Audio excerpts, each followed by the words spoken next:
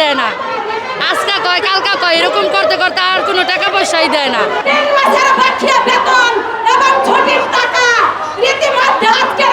আপনাকে দিতে হবে এবং পরিশোধ করতে হবে।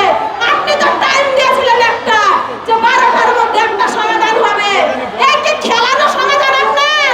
আপনি কি শ্রমিক নিয়ে বাংলাদেশের লুকোচুরি খেলছেন? আপনিও তো দেখনি, আপনি বসে আছেন উপদেষ্টাকারী, আপনারও কালো হাত রয়েছে বাংলাদেশ শ্রমিকের উপর। আপনি তো কালো হাতের খেলা খেলছেন কেন? বাংলাদেশের শ্রমিক তো আজ এই গাজীপুর থেকে পদত্যাগ করে উত্তরবঙ্গে ময়মনসিংহ, নাটোর, প্রতিটা জায়গায় জায়গায় গাড়ির টিকিট করে তাদের যাত্রা ভ্রমণ করার কথা।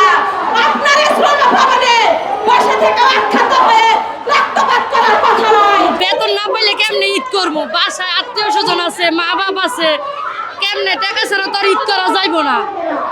এরা তো বেতনই খালি ডেট দেয়, ডেট অনুযায়ী টাকা আর দেয় না। আজকে কয় কালকা কয়, এরকম করতে করতে আর কোনো টাকা পয়সাই দেয় না।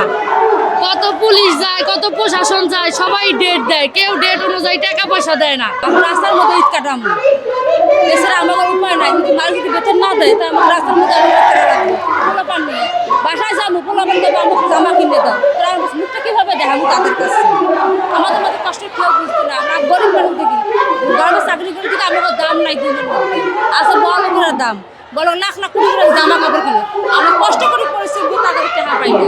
আমাদের মধ্যে কষ্ট কেউ আছে? কেউ নাই। আমাদের গরিবের জন্য আল্লাহ আছে, আল্লাহ ছাড়া আমাদের কেউ নেই।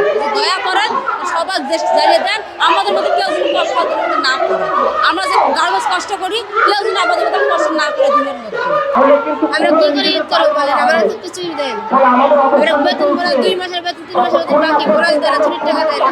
আমাদের ছেলে মেয়ে পোশাক কিনে লেগে পাগল হয়ে গেছে। আমরা কি করে বলেন? আমরা 4-5 দিনের পোশাক, আমরা কোনো খাওয়ার ব্যবস্থা নেই, বাথরুমের ব্যবস্থা নেই, ঘুমের ব্যবস্থা নেই, কিছু সব তালা খাই। আমরা কই যাবো বলেন?